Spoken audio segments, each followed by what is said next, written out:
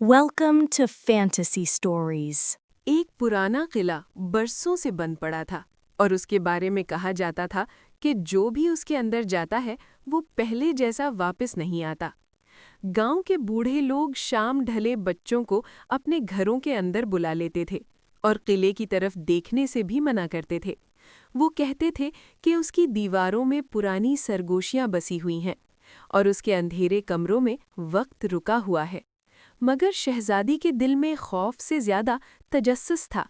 وہ بچپن سے محل کی اونچی کھڑکی سے اس قلعے کو دیکھا کرتی تھی اور سوچتی تھی کہ اگر وہاں واقعی کوئی راز ہے تو اسے جاننا ضروری ہے، کیونکہ کئی بار سب سے بڑے سچ خوف کے پردے میں چھپے ہوتے ہیں۔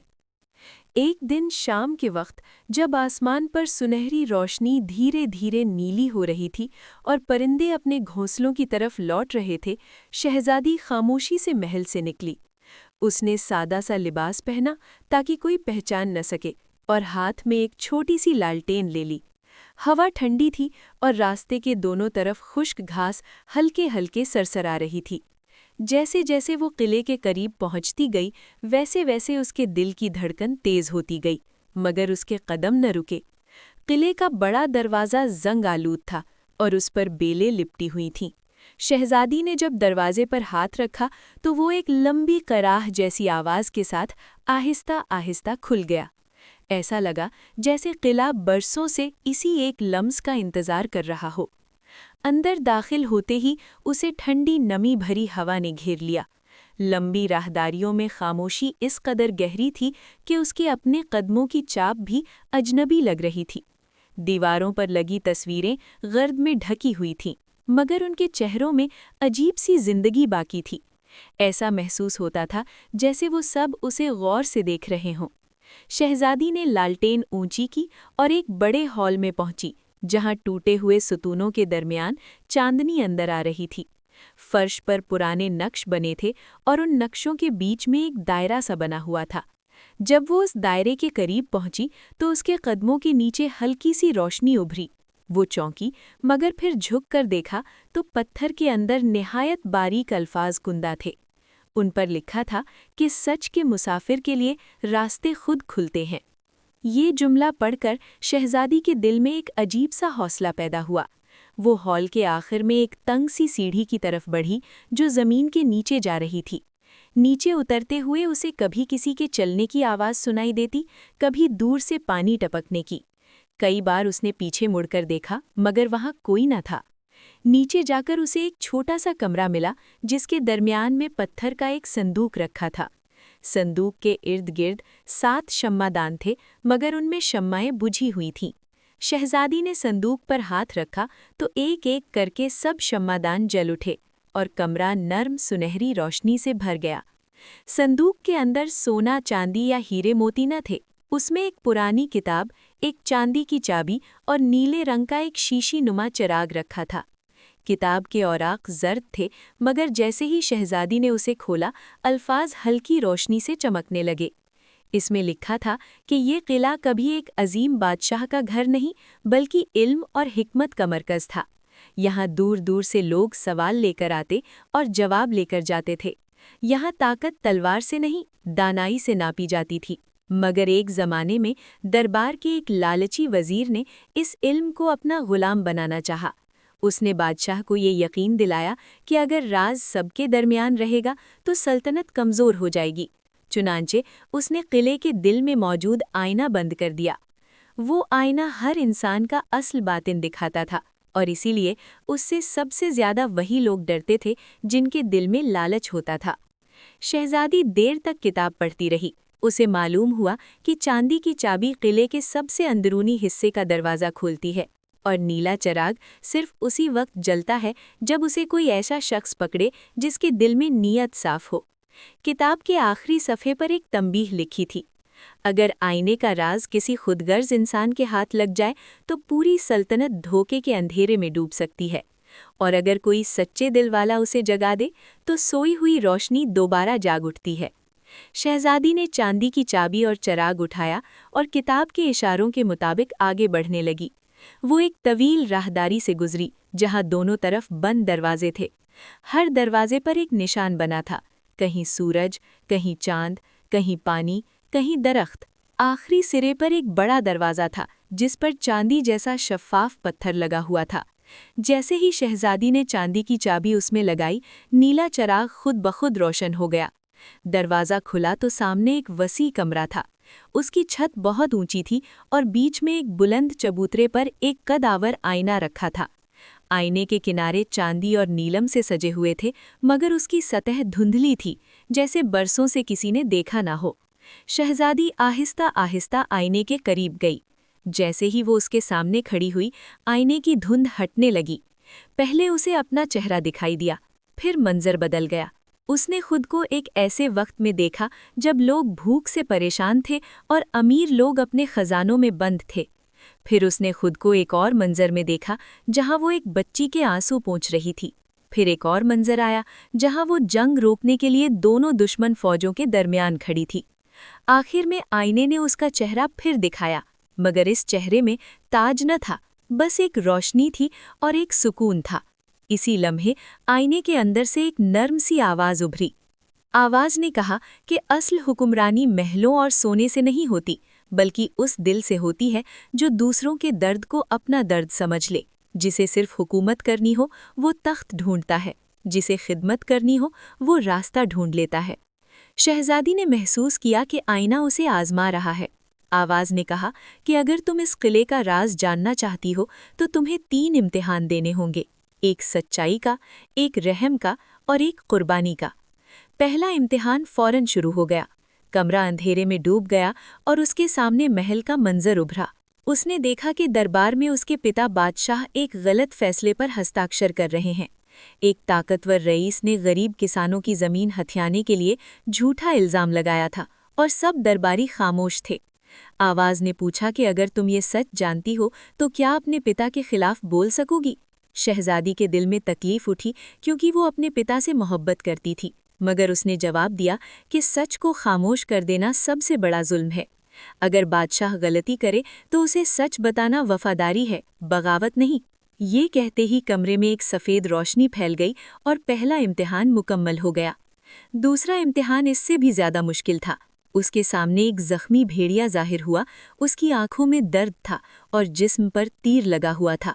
अगले ही लम्हे दूसरा मंजर उभरा जिसमें एक छोटा बच्चा रास्ता भूलकर जंगल में इसी भेड़िए के करीब जा पहुंचा था। आवाज़ ने कहा कि तुम दोनों को एक साथ नहीं बचा सकती। अगर पहले भेड़िए को बचाओगी तो बच्चा खतरे में पड़ सकता है, अगर पहले बच्चे को बचाओगी तो भेड़िया मर जाएगा। शहजादी कुछ देर खामोश रही, फिर उसने अपनी चादर फाड़कर भेड़िए के जख्म पर बांध दी और धीरे धीरे उसे पीछे हटने का इशारा किया। फिर उसने बच्चे को अपनी तरफ बुला लिया। अजीब बात यह हुई कि भेड़िया हमलावर न हुआ, बल्कि जख्मी होने के बावजूद खामोशी से दरख्तों के पीछे चला गया। आवाज़ ने कहा कि रहम सिर्फ इंसानों के लिए नहीं होता, जिस दिल में वाकई नरमी हो वो खौफ को भी नरम कर देता है। यूं दूसरा इम्तिहान भी मुकम्मल हो गया। तीसरा इम्तिहान सबसे कठिन था।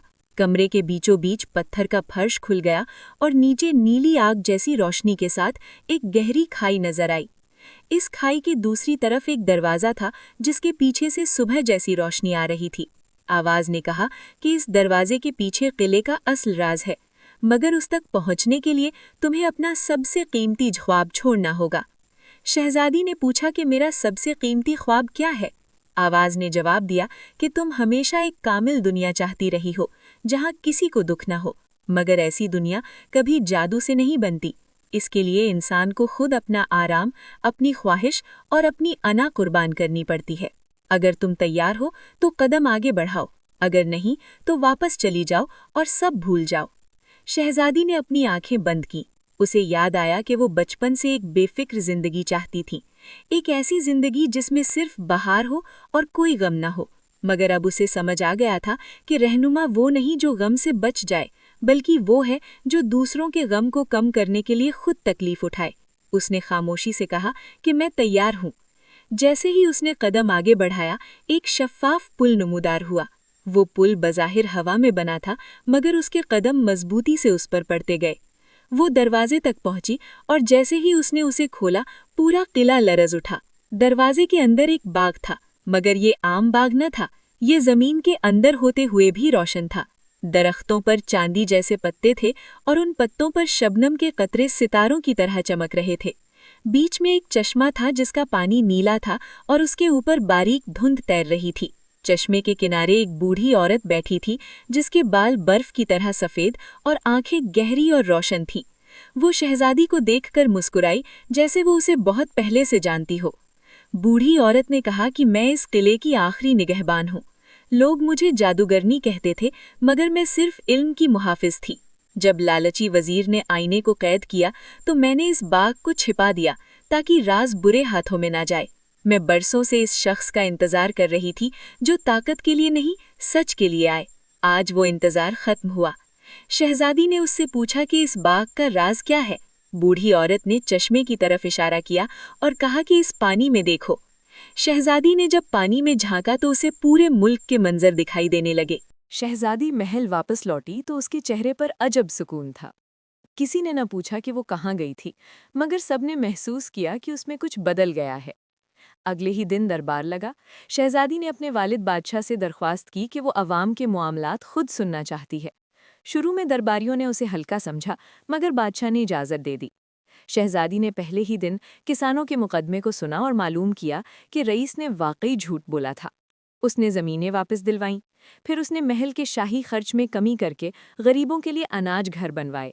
اس نے طبیبوں کو دور دیہات میں بھیجا، تعلیم کے لیے پرانی لائبریریاں کھلوائیں اور ہر ہفتے ایک دن ایسا مقرر کیا جب کوئی بھی شخص بلا خوف اپنی شکایت دربار میں لا سکتا تھا۔ شروع میں وہی لالچی رئیس اور کچھ درباری اس کے خلاف ہو گئے۔ انہوں نے کہا کہ نرم دل حکمران کمزور ہوتا ہے۔ انہوں نے افواہیں پھیلائیں کہ شہزادی کسی پر اسرار قوت کے زیر اثر ہے۔ یہاں تک کہ ایک رات انہوں نے پرانے وزیر کے پوتے کو ساتھ ملا کر سازش کی کہ شہزادی کو تخت سے دور کر دیا جائے۔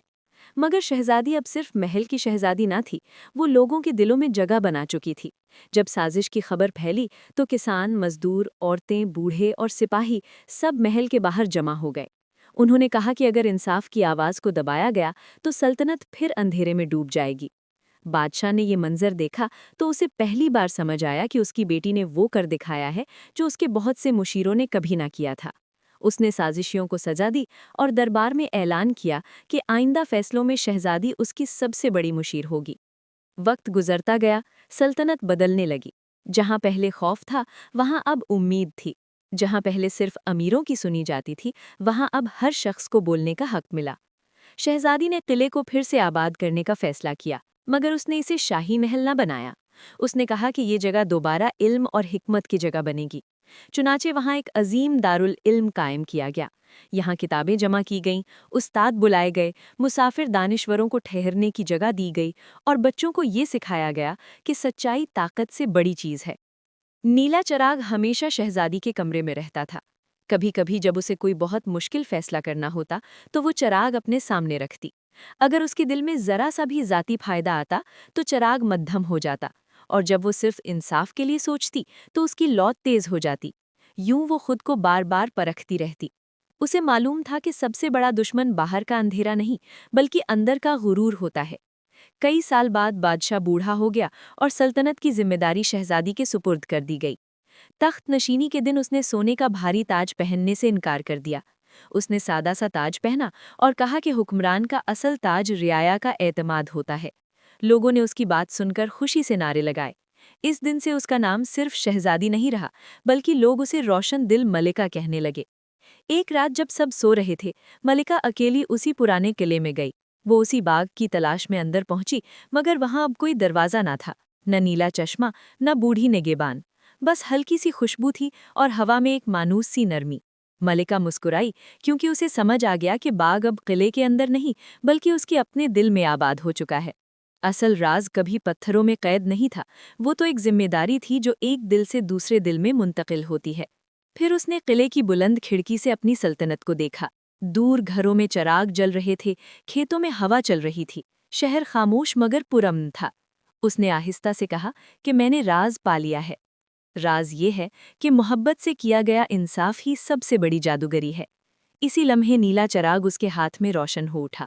اس کی روشنی کھڑکی سے نکل کر رات کے اندھیرے میں پھیل گئی اور یوں لگنے لگا جیسے پوری سلطنت پر نرم نیلی دعا اتر رہی ہو۔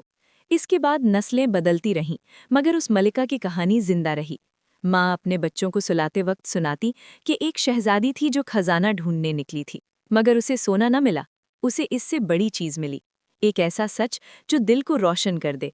और लोग कहते हैं कि अगर कभी कोई शख्स सच्चे दिल के साथ उस किले में जाए तो आज भी उसे कहीं दूर एक नीला चिराग जलता दिखाई देता है। वो चिराग याद दिलाता है कि बहादुरी सिर्फ तलवार चलाने में नहीं होती, बहादुरी कभी कभी सच बोलने में होती है, रहम करने में होती है, और अपनी खुशी से बढ़कर दूसरों की भलाई चुन लेने में होती है।